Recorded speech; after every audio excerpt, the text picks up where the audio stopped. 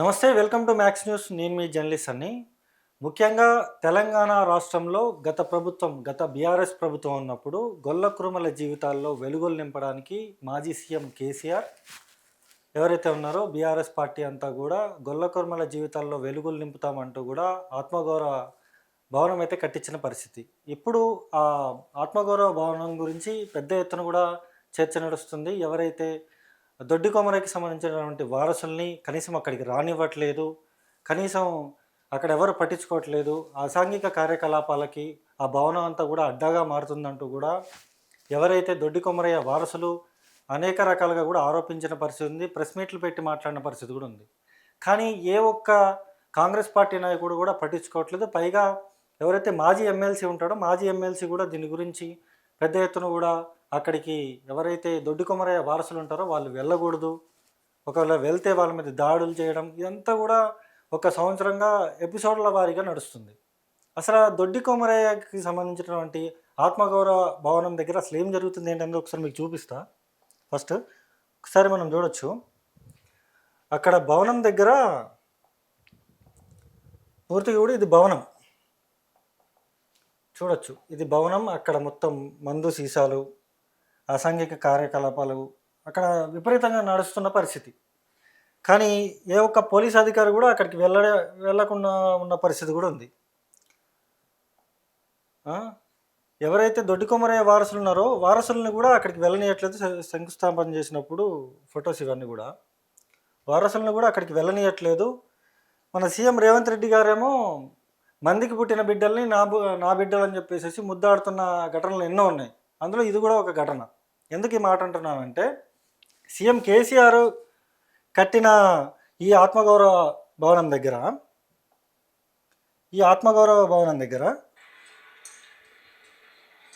ఈయన వెళ్ళి ఇనాగ్రేషన్ చేసి నేను కొన్ని కోట్ల రూపాయలు ఇస్తా, నేను వెలుగులు నింపుతా, అసలు జీవితాల్లోనే వెలుగులు నింపుతా అని చెప్పేసి ఒక సంవత్సరంన్నర క్రితం ఆయన అక్కడికి వెళ్ళి ఇనాగ్రేషన్ చేసి ఆయన పెద్ద పెద్ద లెక్చర్లు ఇచ్చి వచ్చిండు.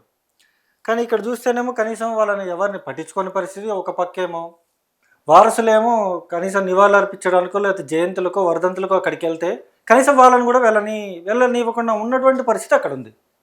మరి ఎటుపోతుంది తెలంగాణ సమాజం? మాట్లాడదాం దీని గురించి. మనతో పాటు దొడ్డి కొమరయ్య వారసులు కూడా ఉన్నారు. అని ఒకసారి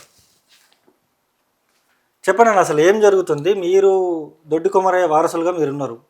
మరి మీరు వెళ్తే మిమ్మల్ని అక్కడికి రానివ్వకుండా ఉంచడం, లేకపోతే ఏదైనా ప్రోగ్రామ్ జరిగినా కూడా మిమ్మల్ని పిలవకపోవడం, ఇదంతా ఎందుకు జరుగుతుంది? అంటే ఏం లేదు, ఏదైతే ఇప్పుడు కేసీఆర్ గారు కట్టించిండో ఆయన ఉద్దేశం ఏంటంటే కురుమలో పోరాళ్ళు ఊర్లు కాసుకుంటోళ్ళు ఊళ్ళు ఉండొద్దు, ఊళ్ళెక్కలు చదిరాలు ఉండాలి, బాగుపరుచుకోవాలనే ఉద్దేశంతో ఆయన కట్టించిండు. దాని ప్రకారమే అప్పుడు కుమరవెల్లి సభలో మాటిచ్చిండు, గొల్ల కురుమల జీవితాల్లో ఖచ్చితంగా మీకు బతుకులు బాగుపడతాయి, నేను మీకు హామీ ఇస్తున్నా.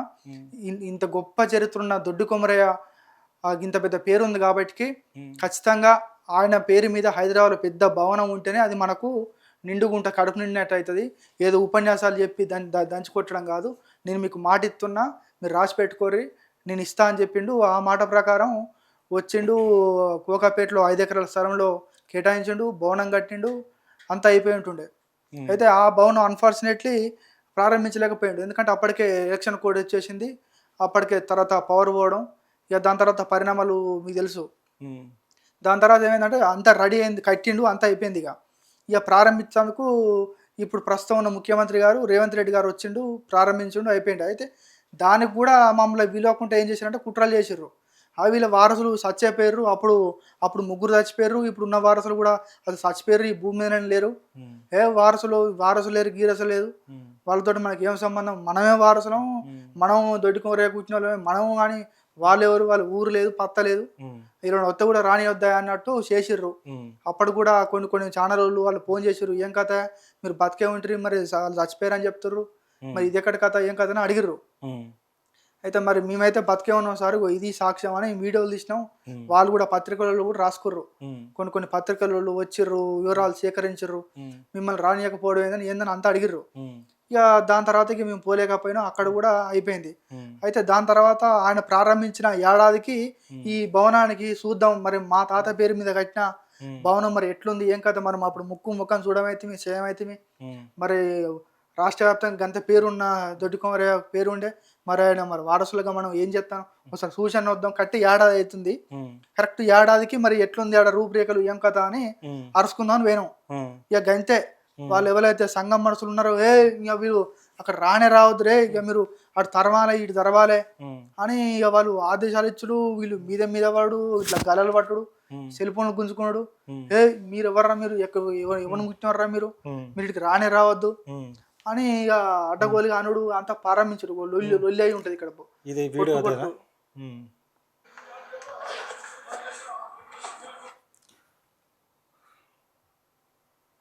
చూడొచ్చు ఒకసారి మన విజువల్స్లో. ఏ రోజు ఇది, ఎప్పుడు ఇది? డిసెంబర్లో. ఎవరు ఉన్నదా అక్కడ ఉన్నది? ఎవరు అసలు? మాజీ ఎమ్మెల్సీ ఎగ్గమలేశం మనుషులు. ఓకే. మేము అక్కడ ఎందుకు రావద్దని నేను అడిగితే నువ్వు ఏమిటికి వస్తావు ఏమైనా అడగాలంటే నువ్వు సంఘ భవనంకి వచ్చి పర్మిషన్ తీసుకొని వస్తేనే నువ్వు రావాలి, ఇటుకి రావద్దు అంటారు. వాళ్ళు ఉన్న ఒకళ్ళు కొంతమంది అంటారు నువ్వు నీది ఏవురా ఏం కథ నువ్వు దొడ్డుకోరా మనవడు అని కాగితం తీసుకురాపో శిలాపలకం ఏమైనా ఉందా ఏమైనా రాసిచ్చరా అన్నట్టు అని ఉంటుండే. అరే అమ్మ గింత ఘోరం గింత అభిమానం ఉంటది. అరే మా ఇంట్లో ఒక్కింట్లో ముగ్గురు చచ్చిపోతే నేను ఆ భవనంలో ఒక అర్ర కావాలని అడగలేదు, ఓ జాగా కావాలని అడగలేదు, కాకపోతే ఓ రూమ్ ఏం అడగలేము, కళ్ళారా చూద్దాం అనుకోని పోయినాం అంతే. ఇక ఆడికి ఇక మీరు వీళ్ళ బాధ అంతే ఏంటంటే దొడ్డి కొమరే వారసులు ఉంటారంటే ఇక వీళ్ళు ఫెయిల్ అవుతారు. వీళ్ళని ఎటు చేసి వాళ్ళ ఇళ్ళ ముగ్గురు చచ్చిర్రు వాళ్ళ వారసుల. ఈ ఉన్నోళ్ళం కూడా మనం భూస్థాపితం చేస్తే దొడ్డి కొమరే పేరు మీద మనం రాజ్యం వెళ్ళొచ్చు, ఆయన పేరు మీద వచ్చే పైసలు కానీ గీసాలు కానీ మనం వెనకేసుకోవచ్చు, వాళ్ళ వారసుల్ని బతుకుని కానీ సాగాలని అనుకున్నారు. ఏం కథో ఇక వాళ్ళు అట్లా చేసిర్రు. ఇక ఇప్పుడు కొత్తగా చర్చ ఏమవుతుందంటే ఈ భవనం ఏదైతుందో ఆ భవనాన్ని కేసీఆర్ ఎందుకు కట్టించండు, మీ బతుకులు బాగుపరుచుకోరా నాయన అని చెప్పిండు. ఇప్పుడు ఈ జాగాని ఏం చెప్తాడు, కొంతమంది ఏం చెప్తారంటే ఈ జాగాని ఏపీలో మంత్రి నారాయణ ఉంటాడు, ఆ నారాయణ సంస్థలు ది 1 స్కూల్ అని ఉంటది. ఆ స్కూళ్ళకు గుండు గుత్తగా చెప్పేసి లీజ్కి ఇచ్చేసి మనం పైసలన్నీ 80 లక్షలు ఎంతో ఆట మరి సంవత్సరానికి వాళ్ళు లీజ్కి ఇస్తున్నారు. ఇక ఉన్న పనంగా ఇచ్చేస్తే పైసలు వస్తాయి, లక్షలు వస్తాయి, ఇక అది కూడా మన ఖాతా వేసుకోవచ్చు అనుకుర్రో ఏం కథ. మన సీఎం రేవంత్ రెడ్డి మరి దీని ఓపెనింగ్ వెళ్ళినప్పుడు గొల్ల కుర్మల జీవితాల్లో వెలుగులు నింపుతా ఆ పిల్లగాళ్ళందరూ వచ్చి ఇక్కడ చదువుకోవచ్చు అని చెప్పేసి మాట్లాడారు. ఇప్పుడు ఆయన చెప్పింది ఒకటి, ఇక్కడ జరుగుతుంది ఒకటి. వీళ్ళు లీజుకి ఇయ్యమని ఏ జీవులో రాసి ఉందో ఏం కథ నాకు తెలియదు ఇప్పటి వరకు. ఏబీసీ మంత్రి ఇచ్చిండా లేకపోతే ఇంకెవరైనా ఇచ్చిర్రా, అసలు ఆ జీవ చూపేయడం అంటే చూపేటరు. నిజంగా అట్లా లీజుకి ఇచ్చుకోవచ్చో లేదో తెలియదు. ఇప్పుడు ప్రభుత్వ భూమి ఒక కురుమల కోసం ఒక జాతి కోసం ఇచ్చిన కులం కోసం ఇచ్చిన దాన్ని ఎవరికో లీజుకి ఇచ్చి మేము ఆడిపోయి బుచ్చకాలం అవుతాం. మేము బయటకు వెళ్ళి ఇట్లా చూడాలి దొడ్డుకోమరే అంటే అక్కడ ఉందిరా అనుకోవాలి.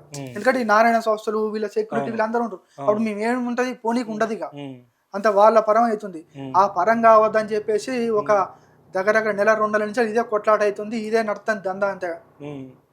వాళ్ళేమో వాళ్ళకి ఇద్దామని, మేమేమో ఇయ్యొద్దు, ఉపయోగపడితే పేదలకు ఉపయోగపడాలి, లేకపోతే ఉట్టుకున్నా మంచిదే కానీ నారాయణ సంస్థలకి ఇస్తే బొగ్గు అయిపోతాం, మన బతుకులు వాడు వీళ్ళు అంత బాధ ఏంటంటే ఊళ్ళో ఉన్న పోరాడొచ్చి చదువుకోవద్దు, చదువుకుంటే తెలికలలో అవుతారు, అక్షరాలు నేర్చుకుంటారు, జ్ఞానం వస్తుంది, జ్ఞానం వచ్చిన తర్వాత మనల్ని ప్రశ్నిస్తారు, అప్పుడు సంఘంలోకి వస్తారు, ప్రశ్నిస్తారు, సభ్యతలు తీసుకుంటారు. ఇదంతా జరిగితే మన ఉనికి మొత్తం పోతుంది. అరే ఉనికి మొత్తం పోయినాక ఎట్లా ఈ పోరాలీళ్ళకి రావద్దంటే ఏం చేయాలి, ఎవరికొకరికి గుండు గుర్త కప్పి చెప్పినామంటే అది అటు ఇది ఇటు శంభోలింగం అవుతుంది. ఇందులో భాగంగానే కావచ్చు వీళ్ళు ఇట్లా చేస్తారు. ఇప్పుడు ఎవరైతే ఆంధ్రాకి సంబంధించిన వాళ్ళకి ఇస్తున్నారు అని చెప్పేసి కూడా మాట్లాడాను కదా, మరి ఎవరైనా కాంగ్రెస్ పార్టీ నాయకులను వెళ్ళి కలిసిండ్రా ఇట్లా ఉంది మరి ఇట్లా వేరే సంస్థలకి ఇవ్వడం ఏంది, ప్రభుత్వం పేద పిల్లల కోసం కదా కట్టించిందని చెప్పేసి మీరు అడగలేదా? అడిగిరు, పోయినాం అడిగినాం. దీని ఎవరిని కలిసిండ్రు? మంత్రి పొన్నం ప్రభాకర్ని కలిసి ఉంటుంది, ఎవరు బీసీ కమిషనర్ ఉంటారట వాళ్ళని కలిసి ఉంటుంది. కలిసి గిది పరిస్థితి అయ్యా అని చెప్పినాం.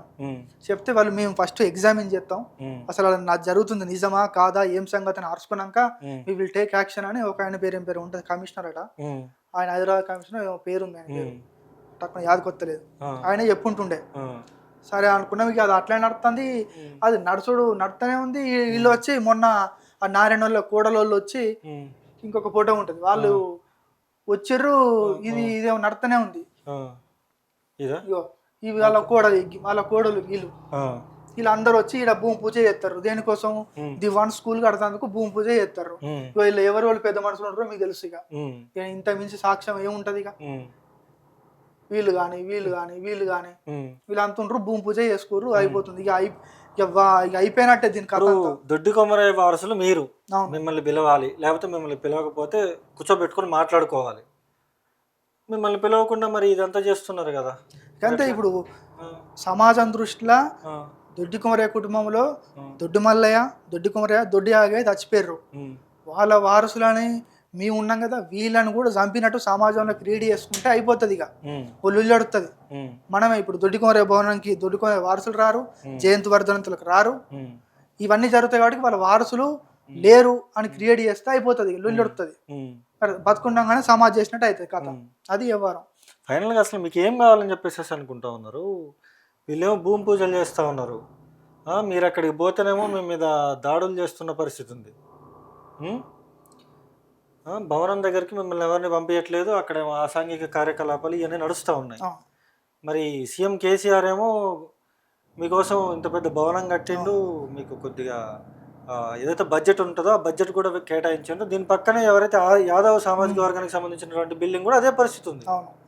మరి అది ఇది ఇస్తున్నారా, లేకపోతే ఇది ఒకటే ఇస్తున్నారా? ఇదొకటే. ఇంకా అది ప్రారంభించలేదు, దాని జోలికి పోలేదు. ఈ కురుమలు అల్గా ఉంటారు, యాదవులు ఏమో గట్టిగా హైదరాబాద్ ఉంటారు, వాళ్ళే ఏం కథనే అని గట్టి అడుగుతారేమో అనుకొని ప్రశ్నిస్తారేమో అని వాళ్ళు అనుకుర్రు. వాళ్ళ భవనం దగ్గర ముట్టుకోలే. కురుమలు మెత్తనే ఉంటారు, ఏమైతుంది అనుకున్నారు. దీని పని పడ్డరు. మరి నారాయణ సంస్థ అంటానికి దొడ్డి కొమరయ్య దొరికిందా?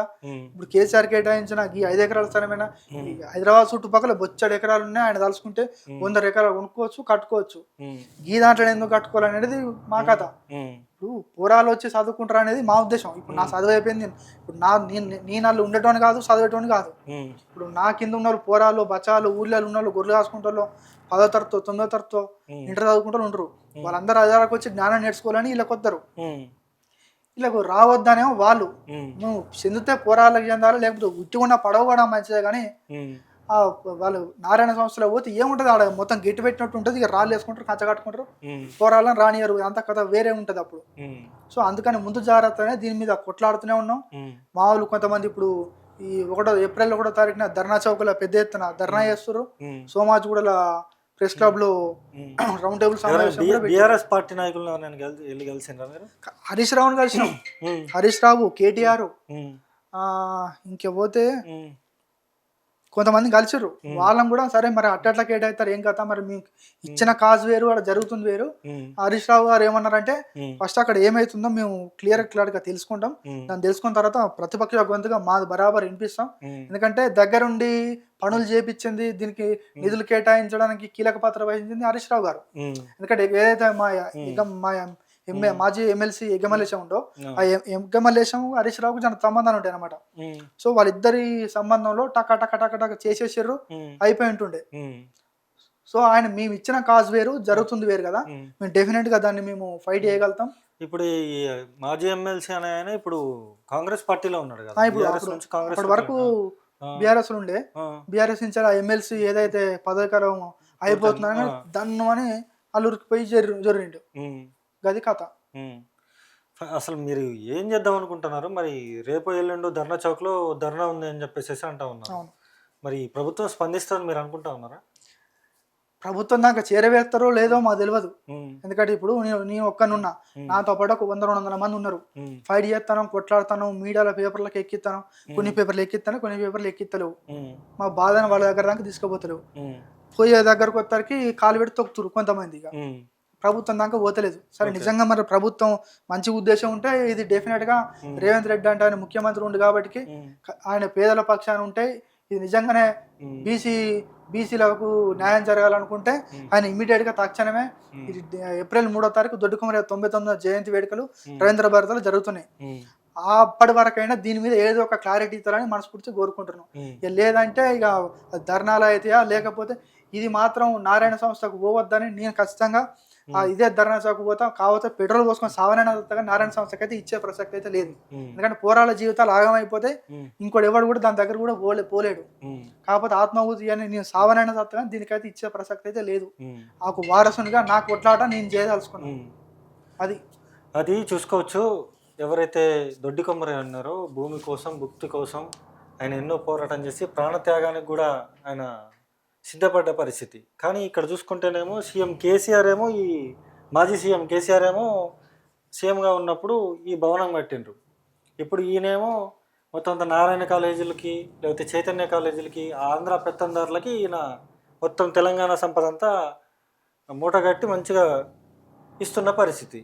మరి ఎటుపోతుంది? తెలంగాణలో ఆంధ్ర రాజ్యం నడవట్లేదా అంటే ఇక్కడ ఇది ఒక నిదర్శనం. సీఎం రేవంత్ రెడ్డి గారు మరి ఏం చేస్తున్నారు ఏంటనేది ఆయనకి మరి సోయిని చేస్తాడా లేకపోతే సోయి లేకుండా చేస్తాడా లేకపోతే ఎవడైనా గైడెన్స్ ఇస్తే చేస్తాడా ఏంటనేది మరి ఆయనకి తెలియాలి. సో ఇది ముచ్చట. వీళ్ళు రేపో ఎల్లుండి ధర్నా చౌక్లో కూడా ధర్నాకి కూడా సిద్ధపడుతున్న పరిస్థితి. బీఆర్ఎస్ పార్టీ నాయకులు కూడా అందులో పెద్ద ఎత్తున కూడా హాజరవుతారంటూ కూడా చెప్తున్న పరిస్థితి. సో చూడాలి అసలు ఏం జరుగుతుంది ఏంటనేది. ఈయనేమో అవసరమైతే నేను పెట్రోల్ పోసుకొని అయినా అక్కడ చావడానికి కూడా నేను సిద్ధం అంటూ కూడా దొడ్డి కొమరయ్య వారసుడు చెప్తున్నాడు. మరి అది మరి కాంగ్రెస్ పార్టీ నాయకులు ఏం చేస్తారు ఏంటనేది చూడాలి.